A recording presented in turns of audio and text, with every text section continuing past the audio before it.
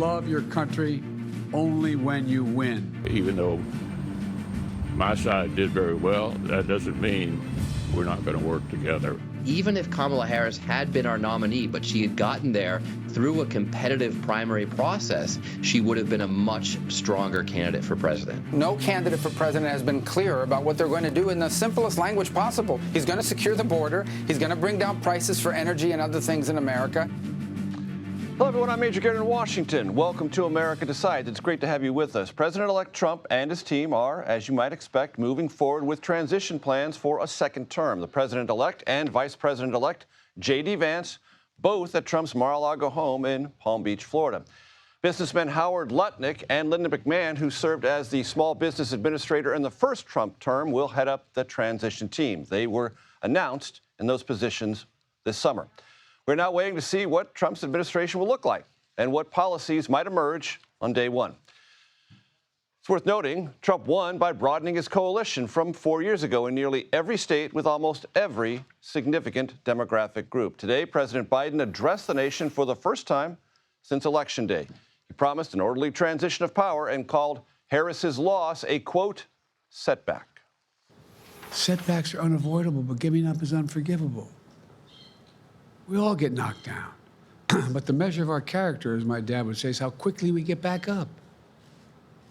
Remember, a defeat does not mean we are defeated. We lost this battle. The America of your dreams is calling for you to get back up. We start tonight with Robert Costa right here with me at the desk in Washington and Caitlin Huey-Burns in West Palm Beach, Florida. Caitlin, I want to begin with you. This is the time to watch those who go in and out of the transition headquarters. What are you seeing? What's most notable to you? Yeah, West Palm Beach is the place to be post-election time. This transition team is already at work, though I will say lots of staffers are really recovering from a sprint at the end of that campaign and a late election night. Here at our hotel, for example, Robert F. Kennedy Jr., who is also helping with the transition, has been holding court, been seeing him around a lot, too.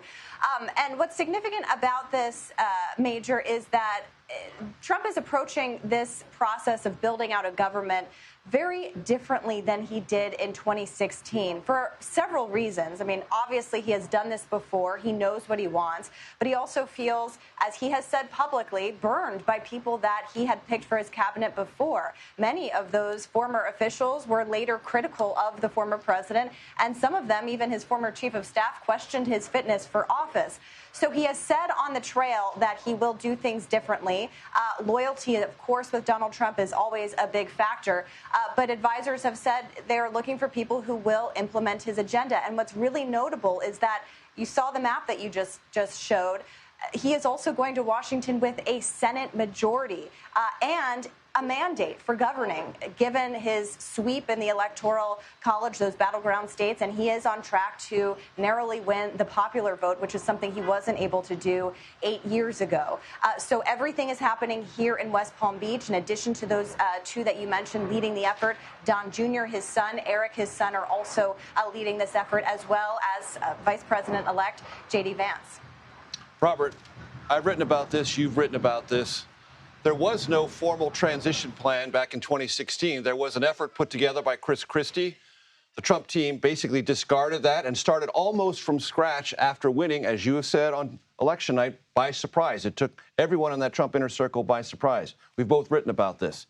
It's fundamentally different this time. What are the implications of that difference? Well, if you don't mind me indulging, since you brought it up, back in 2016, it wasn't just kind of a brief transition away from Chris Christie's transition plan. You had Steve Bannon, the incoming White House chief strategist, as you know, call in Chris Christie and effectively fire him from the transition after Christie and his aides had put together these big briefing books and binders of all these personnel options for then President-elect Trump. And that was a signature moment in the sense of it told you everything about Trump, the team around him in 2016. He's tossing out the traditional Republicans, wants Bannon in there, but then Bannon doesn't get all the power. Reince Priebus comes in as chief of staff. There was this tension. What's so different this time around is nobody, based on what I've been told from people who were at Mar-a-Lago, is pulling any kind of stunt this time around. There's a new dynamic around Trump. There's a wider orbit. He's not just looking to Republicans to staff this administration. Robert F. Kennedy Jr., as Caitlin Huey-Burns said, part of the mix, among many others on Wall Street and in Silicon Valley, Elon Musk and his allies. Yep. But the dynamic with Trump is different. Trump used to tolerate these kind of acrimonious staff battles. Yep. Now, when you talk to Trump people, fear is not the perfect word, but they don't want to disrupt Trump, who at this point in his career and life has already been president and is in total command of his operation. So it's disciplined because they've been there before, and they also know that Trump's not going to tolerate some kind of sprawling thing. At the same time, Trump still listens to a lot of people, takes calls from people, is always open to change. And on the personnel side, there are going to be two organizations Americans are going to hear a lot about: America First Priorities and the Heritage Foundation. Briefly, Robert, explain what those places are and what significance they're likely to play in this transition. They're natural places for Trump to go, conservative organizations, advocacy groups that have long helped staff Republican administrations. And so it's natural for Trump and his team to look to these groups. And they've been building names and rosters in the last 2 years. But it's notable that Trump is not just looking to them. So on healthcare, the Heritage Foundation and Project 2025 people, though Trump says he has nothing to do with it and he has disavowed it, Heritage Foundation, generally speaking, is something he still likes, that his people still like.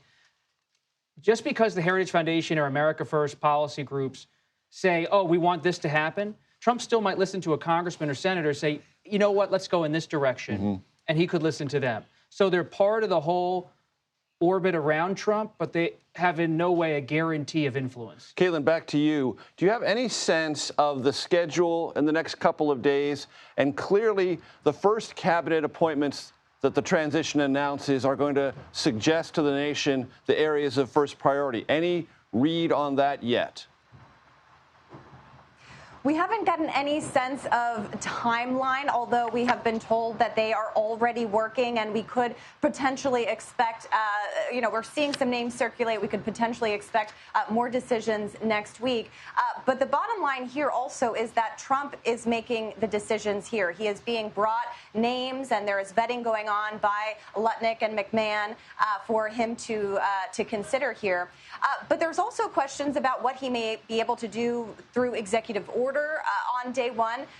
His priorities, as he has talked about on the campaign trail, revolve around immigration and the border, and of course also the economy. So looking at ways to kind of fill those positions, obviously DHS will be a huge player in this. There's also big questions about the Justice Department, given Trump's previous relationship with his first Attorney General, Jeff Sessions. We all know how that went. And Trump himself has, suggested that he would like more control over the Justice Department. That is a big one everyone's watching. Caitlin Huey-Burns and Robert Costa, thank you both very much. President-elect Trump made gains compared to 2020 basically across the country. Did so even in blue states. Vice President Harris only won New Jersey, for example, by 5 points. Joe Biden took the Garden State by 16. CBS News Executive Director of Elections and Surveys, your friend and mine, Anthony Salvanto, joins us now. Anthony, illustrate the shift for us. Hey there, Major. You will recognize this well as the board. We've spent so many hours. I do recognize that board. I spent a moment or two there. Exactly. 18 hours, not that I'm counting or anything. No, exactly.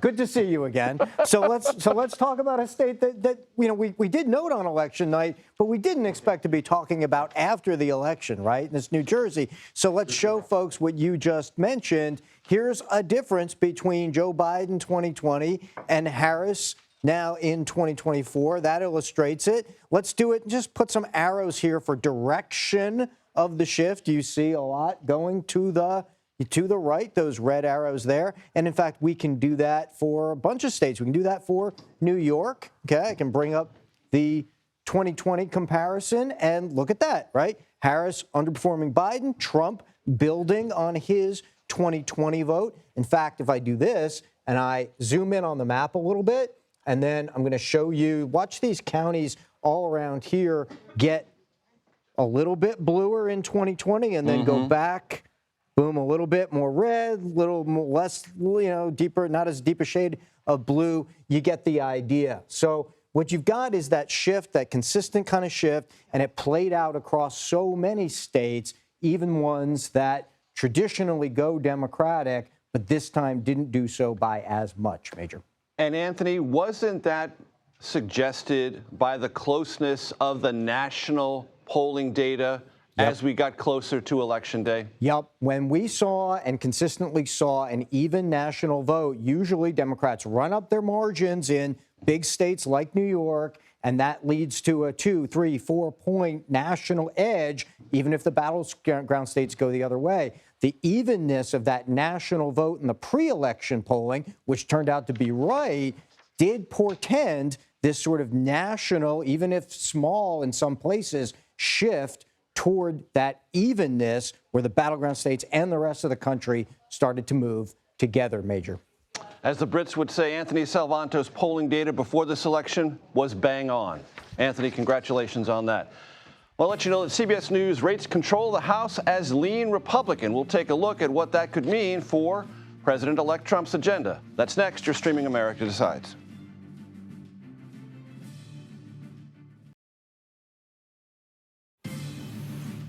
Welcome back to America Decides. President-elect Trump will return to the White House next year with the strength of a Republican-controlled Senate and quite likely a Republican-led House of Representatives. Now, CBS News has still not projected control of the House of Representatives, but we currently characterize it as lean Republican.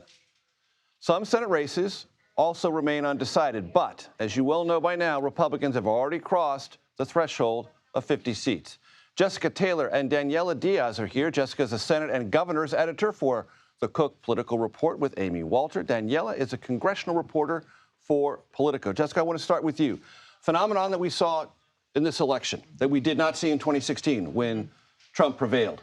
Trump in 2016 ran behind Senate candidates. This time he led most of them. He did. That's an interesting dynamic. Dig in deeper for And us. that's why, even though Trump swept all of these swing states, that probably Republican Senate candidates, we know that they have lost in Michigan and Wisconsin, and also are probably going to lose in, even though those races aren't called yet, in Arizona and in Nevada. I think this was a resources question. You saw a lot of these candidates run behind Democrats on money, but also a lot of these races were closer. So, with Wisconsin, Michigan, much smaller margin for Alyssa Slotkin there in Michigan and Tammy Baldwin there in Wisconsin to outperform.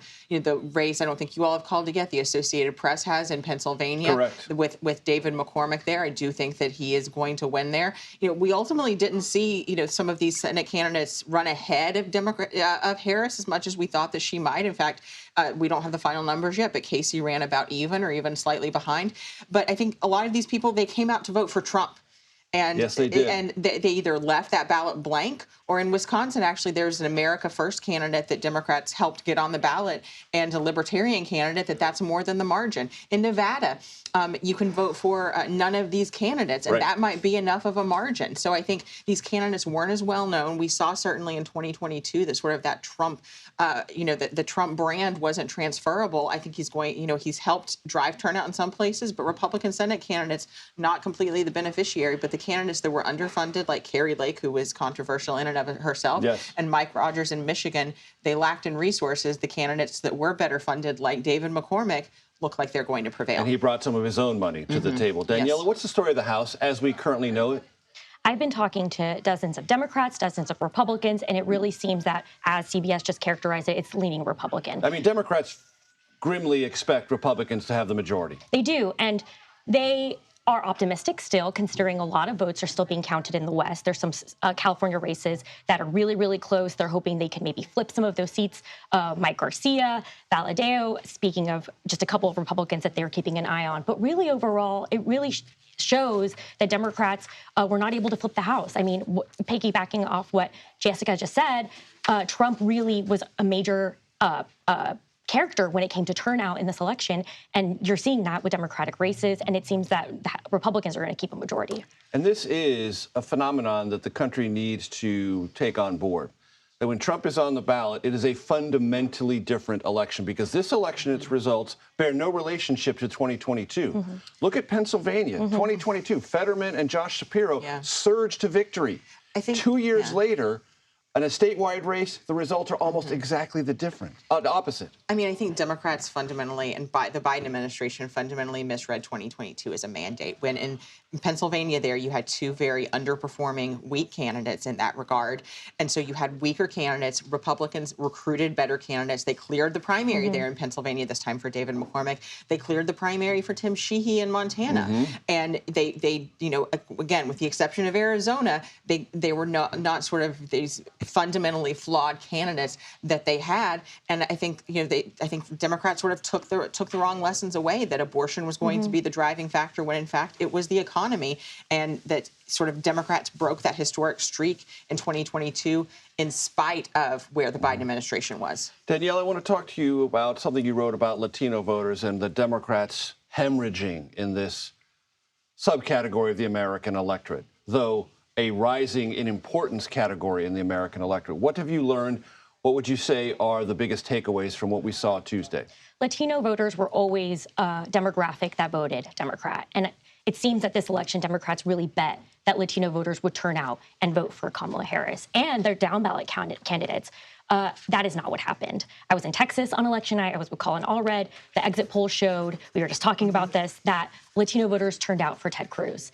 And that is the case across so many of these states where Latino voters make up such a huge block of the voters. That was evident in two particular Texas counties, Hidalgo and Starr County. Those are I'm from the Rio Grande Valley, so very familiar with those counties. And those were all three counties, Starr, Hidalgo, and Cameron County, that you saw really strong numbers for Donald Trump, numbers that you didn't see in the last two elections. And that's really showing, and to know, that is a predominantly Latino, these are predominantly Latino counties, 90% Latino voters, really shows the stronghold that Trump has, that the Republicans have right now on Latino voters. Does that flow through economic calculations principally, or other cultural dimensions as well, based on your reporting? I mean, I'm very familiar with what Latinos think, and Trump really resonated with them. Democrats, I mean, there's a lot of pointing of fingers happening right now within the Democratic Party. And will continue to be. And will continue to be. They're dissecting what happened, what went wrong. But really what I'm hearing from Latino voters is it's the economy. They need to pay their bills. They need to pay rent. And they wanted change. They saw Harris as a continuation of the past administration, and they voted for a change. Well, look at the Latino candidate that looks to be successful there in Arizona, Ruben Gallego. He talked a lot about those issues. Jessica Taylor, Daniela Diaz, thank you so much. Great conversation. Really appreciate it. Senate Republicans have penciled in November 13th as the day they will select their new leader. Republicans have three options: Senate Minority Whip John Thune, Texas Senator John Cornyn, and Florida Senator Rick Scott. Mitch McConnell is stepping away from his leadership post, one he has held since 2007. For the first time ever, two black women will serve in the United States Senate at the same time. Delaware chose its first black female senator and Congresswoman Lisa Blunt Rochester. And Angela Also Brooks defeated two-term Governor Larry Hogan to represent Maryland in the Senate. Another first from Delaware, Congresswoman-elect Sarah McBride will be the first openly transgender member of Congress. McBride was the first trans woman elected to the state Senate. That happened back in 2020. The Federal Reserve has cut interest rates for a second time. We'll take a look at what impact that could have on the economy. That's next. You are streaming America Decides.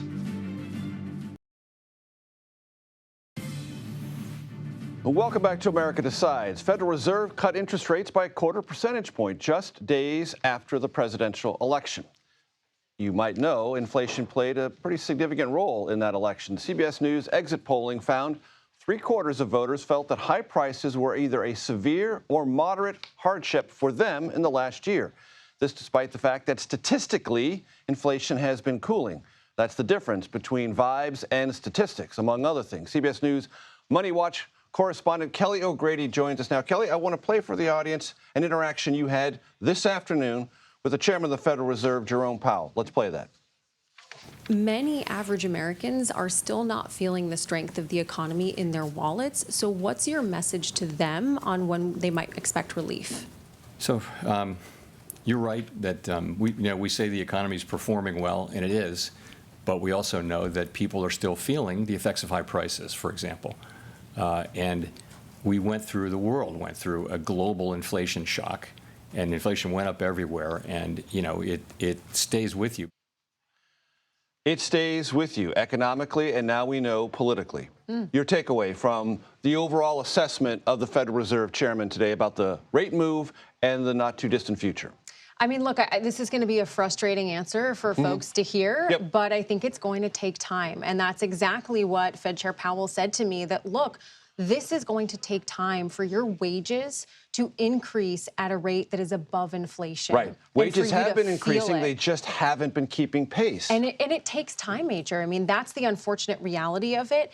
He did say that, like, look, you know, we don't discount how you're feeling, but it is simply going to take time. And so I think the message today is, look, we got another quarter point, and so there will be some relief, but yeah, you're not going to see those prices go down. That would be deflation. To what degree was the topic of America's economic future for the next year raised in the press conference today? Was there any talk of fear that the Federal Reserve Chairman might have a recession? So he did not say recession at all, right? It was kind of funny. You always like to watch the Dow when Chair Powell is speaking. Right. It goes up, it goes down. Yes. Nothing was different today. It was all over the place. He did say we're in a strong place when it comes to taming inflation. The labor market has cooled, but we are not going off a cliff. We're not in a recession. He did say we do see path to a soft landing. What he did say, though, is that we're in a wait-and-see mode. There is some economic uncertainty. He refused to answer questions about this next administration coming in, but we do know some of their inflation or their policies could be inflationary. Some of them could be very strong for the economy, but again, it comes back to that wait and see.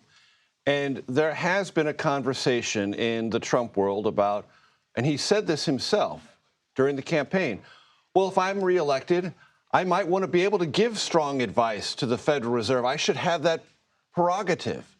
Did that come up at the press conference today? And is there any sense you have that the Federal Reserve feels under a Trump administration there might be more political heat?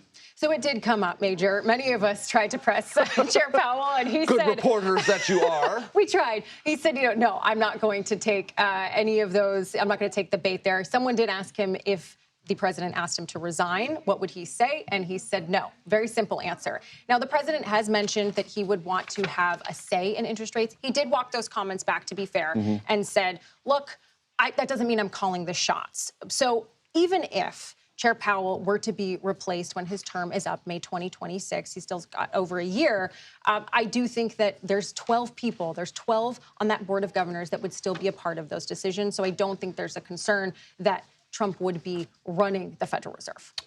Important perspective, very valuable. Kelly O'Grady, thanks so very much. President Biden promises an orderly transition. His message to Democrats as Republicans get ready to take control of the nation's capital. Our Nancy Cordes is at the White House, and we'll have more on that next, right here on America Decides. I will do my duty as president. I'll fulfill my oath, and I will honor the Constitution. On January 20th, we'll have a peaceful transfer of power here in America. That was President Biden making the same promise Vice President Harris made yesterday, a conflict-free transition from one administration to the other. Nancy Cordes joins us from the White House to break that down for us. Nancy, what does that look like, and what did the president mean today? Well, he essentially said, Major, that setbacks like this one for the party are unavoidable. They're going to happen from time to time, but that people need to pick themselves up and move on. Basically, trying to convince very depressed Democrats that this isn't forever, that they can try again in 4 years. It was a pretty brief speech. He didn't talk at all about any reasons that he thinks the party may have suffered the way that it did on Tuesday night. He said that he had invited President Trump to the White House, that he was going to assist in any way he could with the transition. And he made a point, Major, of noting that, as ever, the election system was safe and secure. On Tuesday, he said he hoped that that would put to rest any notion out there on the right that somehow elections and election workers in this country have something wrong with them. And as far as what remains of the Biden presidency, any clarity on either what the president will try to do during the lame duck session or any other business before he departs? Yes, we do have some indications. The White House press secretary telling us today, Major, that he wants to work on getting as many of his judicial nominees confirmed, because obviously once President Trump takes over, he's going to be pushing a very different slate of nominees. He is also going to work to get more disaster relief for hurricane victims passed in the next couple of months, and he will continue to surge aid to Ukraine, knowing that, again, President Trump has a very different view of that crisis than President Biden does. Nancy Cordes at the White House for us. As always, thank you very much. Peggy Collins and Deepa Shivram join us now. Peggy is Bloomberg's Washington bureau chief. Deepa is White House correspondent for NPR. So, Peggy, I want to start with you. Your takeaways of the election briefly, and that we have a peaceful transfer of power as we used to have, except for 4 years ago. Well, starting with the last one there, I will say that the peaceful transfer of power and democracy holding is important for the country and certainly for both parties. In terms of the election takeaways, I would say one of the things we're covering most is the impact of inflation. The inflation we saw after COVID was the highest in 40 years that Americans had seen. Some had never seen it in their lifetimes. And we're hearing time and time again, as we did on the campaign trail, that the economy was the #1 issue, and particularly because people saw every day prices on household goods like food, gas, energy bills really come to the forefront in terms of what mattered when they went to the polls. And Deepa, when I traveled the country, people who were concerned about this would give me tabulated differences in the price of certain consumer goods. They would also mention rent or mortgage payments with interest rates or insurance. Yeah. It wasn't just at the grocery store. It was across their entire pocketbook, if you will. Childcare, a big one. Please.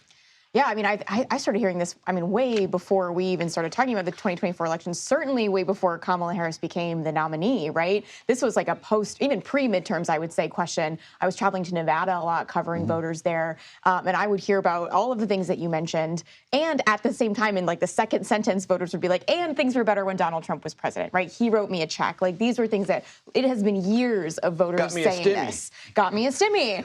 And I think at this point, as Democrats sort of do this postmortem and try to figure out how they lost this election, there's so many things to talk about. But the fact that this was very known information, the fact that this was something that voters have been saying for a long time now, and still the messaging on the economy did not ever course correct in a way that was effective enough, I think is a very, very strong point to make. Peggy, I'd like you to evaluate this one thing. I think the Harris campaign made a calculation that they were going to try to soften the economic damage by talking about housing, shifting people's focus, if they could, from inflation and their concerns therein to, hey, I'm going to deal with housing, and that's going to help you on a lot of these metrics. Didn't really work. Well, it's a real problem, and it's going to have to be addressed one way or the other, but it didn't really resonate. Well, you're right. That's one of the things she was most specific about on the campaign trail in terms of her proposals, but that it isn't one that really resonated as much as they thought that it might, in terms of Americans really feeling like if they want to be in the middle class, that's part of the American dream, right, is to own a home and be able to do that. But it didn't resonate enough in terms of what we are seeing in terms of voters really wanting to feel better about their overall economic picture. I will mention also that the other big issue on the campaign trail was border security, which we heard time and time again in terms of the flood of migrants, not only over the southern border, but then migrants that were bused to cities like Chicago and New York. And we saw Trump gain inroads in cities in America, including in New York. Deepa, evaluate that, because that did bring the issue home to places where it had not been brought home before. And when you see campaign advertisements where people complain about illegals, they're here without documentation, but that's the phraseology used in the campaign ads, getting free stuff, meaning they were being put up in hotels. There were other services being provided just to deal with their immediate humanitarian needs. People reacted negatively to that. I mean, I think it's a border message and an immigration message that also comes back to the economy, like we were just talking about, right? All roads lead to the economy. And the thing about both the messaging on economy from Democrats and on the border was that it was constantly playing defense, right? You ask Democrats, oh, what are you going to do on immigration? And it was, well, Donald Trump tanked the border bill. It took them a really long time on even the economic messaging for Kamala Harris to start talking about price gouging and going after price gouging. But that was way, way, way later in the game. And so it was constantly this message of pointing back at the other guy, right? Looking at Donald Trump, looking at Republicans. And so I talked to, a number of Democrats, obviously, in the last 48 hours, as I'm sure we all have, trying to analyze what's going on here. And many of them, have said, one, this was an election that was not just based off the last 100 days, right? This was a referendum on 4 years of a Biden presidency and how voters are feeling about that. And two, it was like on immigration specifically, they really are looking to Democrats to come up with a better answer than just, well, Republicans haven't done anything either. Peggy, one of the things that the vice president also said is she would go after price gouging. Bloomberg pays a considerable amount of attention to underlying economic data and the movement of prices. Is price gouging a legitimate part of the inflation equation, or was that just a talking point? Well, I think it was a talking point, but a complicated one to really convince the American people that she was going to be able to change the dynamics there. I think the prices that people saw rise were real, but they didn't really, I think, absorb her message as, oh, I'm going to be able to see prices lower quickly because she's going to stop companies from raising their prices. And I think that's where the difference was. Was there evidence, is there evidence of corporations obtaining profits through artificially high inflated prices, meaning the prices went up because of supply chain issues and they just kept them there? Well, I think what our reporting showed was companies were feeling the hit from supply chain, but that they were actually trying to compensate for, in most cases, for those additional costs, as opposed to potentially just milk the consumer. So I think that's, again, the area that was a bit complicated for American consumers to see how it would fix the problem quickly. Peggy Collins and Deepa Shivram, thank you so very much for your time. Appreciate it. The economy was, of course, a major issue for a good number of voters, and some may have already begun to benefit from former President Trump's win. That would be the world's 10 richest people. We'll take a closer look at that next. You're streaming America Decides.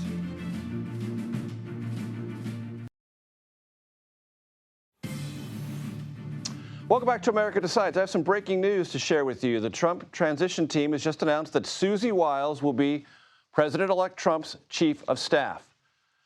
Susie Wiles was a significant member of the Trump campaign. Significantly, in 2016, she was the head of the Florida operation for the successful Trump campaign then. And I want to read from a press release that just came out from the transition team. President Trump says Susie is tough, smart, innovative, and is universally admired and respected. It is a well-deserved honor, the president goes on to say, to have Susie as the first ever female chief of staff in United States history. For those of you who remember NFL football from a different era, Susie is the daughter of legendary announcer Pat Summerall. Some of the richest men in the world have already become even richer as a result of President-elect Trump's victory. According to the Bloomberg Billionaires Index, the net worth of Elon Musk, one of Trump's most vocal allies, increased by more than $26 billion. And that was just yesterday. The wealth of Oracle co-founder and fellow Trump supporter Larry Ellison grew by nearly $10 billion. And the net worth of Amazon founder Jeff Bezos jumped by more than $7 billion. Reed Albergati joins me now. He is the technology editor at Semaphore. It's great to have you with us. By the way, he recently wrote an article called Elon Musk is Tech's biggest winner, or big winner, rather, in the U.S. election. Why is Elon the big winner? Well, I mean, as everybody sort of knows at this point, he's really allied himself with Trump, right? And he's clearly going to be kind of the favorite. He also has a lot of government businesses, right? Government contracting businesses, SpaceX, contracts with NASA. Tesla obviously has a lot of, they've benefited from government subsidies, but they could also benefit from actually tariffs, that could prevent Chinese competitors from, coming into the U.S. and other areas. And I think the most interesting area that's sort of the least understood is that he's got this AI company, XAI, which is trying to build massive data centers that are going to require energy hookups, potentially even, I guess, Commerce Department allowances to go to other countries like the UAE and build data centers there where the energy is cheaper. So it's going to be really interesting to see what happens. Reed, I'm really glad you brought up artificial intelligence. I'm going to make a prediction. This will be the last presidential election conducted in this country in which artificial intelligence is not a significant, if not dominant, issue in terms of its effect on economy, jobs, technology, and even culture. Do you agree with me on that?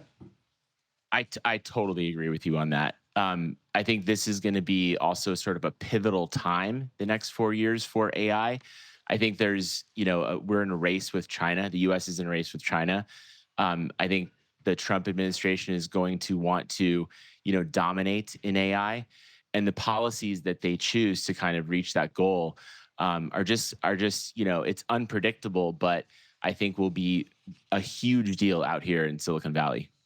Talk to my audience about Peter Thiel and J.D. Vance and the connection therein and what relevance it may have in the future Trump administration.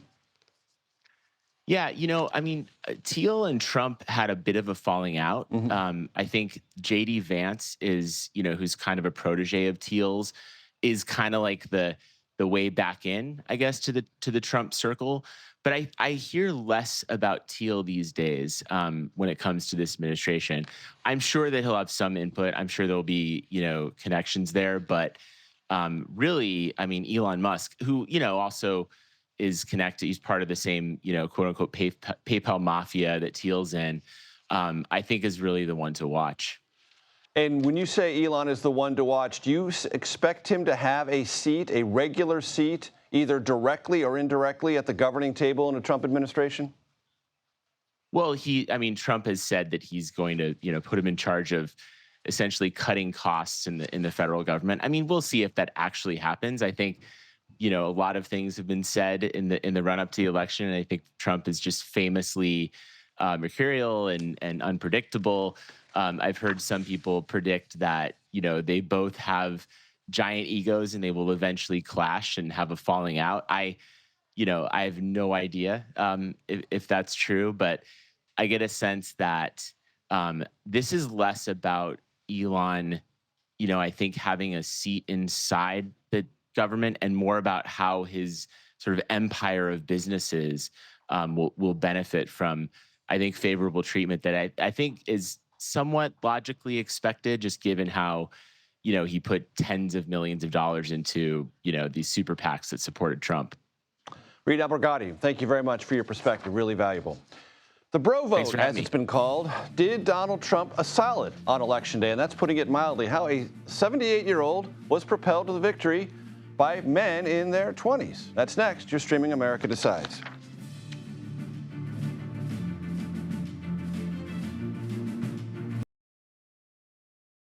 I want to thank the Nelt Boys, Aiden Ross, Theo Vaughn, Bussin' with the Boys, and last but not least, the mighty and powerful Joe Rogan. Welcome back to America Decides. That was UFC CEO Dana White on election night, highlighting former president, now President-elect Trump's strategy of going on podcasts that targeted young male voters of all ethnicities. CBS News exit polling finds that the president-elect won white men under 30 by 7 percentage points. I want to bring in Peter Hamby. He is the host of Snapchat's Good Luck America. He is also a partner at Puck News, and for whatever this might be worth, I urge you to read Puck when you can. Peter, great to see you. Thanks for joining us. Great to be here on Bussin' with the Boys with you, Major. So we've had you on the show throughout the campaign to talk about the outreach to the so-called and possibly overhyped bro vote. Evaluate. Yeah, look, I think that narrative has captured a lot of attention because it is the biggest shift if you look at voters under 30 compared to just 4 years ago. And of course, the 2016 election and both of Obama's elections before that. But we should point out Kamala Harris also underperformed compared to Joe Biden in 2020 among young women. Among young Latinos, among young Black voters. And she was supposed to win young women by 30 points. According to the Harvard Youth Poll, she won them by 20. So it's not just them. It's worth pointing out, I think, because a lot of Democrats are doing soul searching right now about how to win back men and win back young men, that this is not an overnight project. You can't just say, oh, let's put our candidate on Joe Rogan and see what happens. Donald Trump has been doing this for years. And it's also just adjacent to other cultural shifts that are happening in the job marketplace, on campuses, in the media. They all sort of dovetail together. So as Democrats look forward on how to get young men back, they need something to say about the economy, specifically in this case, in this election, before also going into those spaces. But those spaces aren't also super welcoming to Democrats in certain ways. I would say Joe Rogan is and Theo Vaughn is, but it's a complicated path ahead for Democrats for sure. Peter, to pay you a compliment, I want to read part of a piece you have on Puck right now, headlined Kamala's Wasted Youth. And this goes into some of the things you were just discussing. Quote, sure, young white dudes broke for Trump, but Harris also underperformed with almost every kind of young person. Young white women, young black voters, and young Latinos who went for Harris by only 6 points. Harris even ran behind Biden in cities and counties that are home to big college towns, at the University of Wisconsin, at Penn State, at East Carolina, at the University of Georgia, and so on. Peter, you know as well as I do, Democrats were talking through the fall about this secret key they had to the electorate. College towns were going to be great for them. Kids were going to re-register in those college towns from wherever they came from. It did not materialize. It sure didn't, Major. And you travel when you can and get out there. I spent October on college campuses, including some of those campuses that I wrote about there. Penn State is a great example. Penn State, it's in Center County, right in the middle of Pennsylvania. This isn't the specific college precincts. That's a whole county. We need to see more details. But Joe Biden won that county in 2020 by 6 points.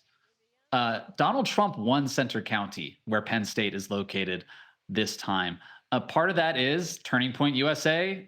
Charlie Kirk's young conservative group made some investments there. But I think, again, there's just broader cultural and political shifts happening among young men. And if you go look at a bunch of counties like the ones I just mentioned, Clark down in Georgia or Dane County in Wisconsin, she ran at parity or behind where Joe Biden was last time. Kamala Harris ran worse among young voters than Hillary Clinton did, Major. So for all of the hype about TikTok and Brat Summer, she wasn't really sealing the deal, despite changing the vibes and the energy around young voters. When she replaced Joe Biden on the ticket, she did worse than Hillary Clinton did, who was almost infamously remembered as someone who was very stiff and unrelatable to younger voters. So it's not just her. I think she ran the best campaign she could in that situation. Democrats just have a longer road to go to inspire young voters again, especially with economic circumstances that don't really favor them right now. So many of the young voters I talked to, Major, were scared of graduating into an economy where the rent would be too high and they couldn't afford day-to-day living. Rent and day-to-day living. Peter Hamby, as always, a pleasure. Thanks so much. Thanks, Major. Let's talk about clarity. I see that word mentioned a lot about this election. Some variation of, well, at least the results were clear. Excuse me? The result of the 2020 election was clear. Biden won. And Trump supporters, hear me now. In your well-deserved elation and glee, remember this. Trump told you and the world his was a great comeback. No one comes back from victory. You only come back from defeat. Trump was defeated in 2020. You know what? He told you so Wednesday morning, and that means January 6th and all of its ceaseless pain, prosecutorial and otherwise, utterly unnecessary. Also, Trump has received 2 concession calls in 2 presidential elections. He has never placed one. He has and will receive full cooperation in the presidential transition. He has never granted this. Who cares, I can hear Trump advocates say. He won anyway. Yes, he did. He won. He obtained power by ignoring core American values around power, concession and defeat, cooperation, and presidential transition. Power is seductive. Gaining it by flouting norms, doubly so. But sooner or later, as we all know, seductions come with a price. Caution is advised. That does it for today. We'll be back with another edition of America Decides Monday at 5 p.m. Eastern. The Daily Report starts right now.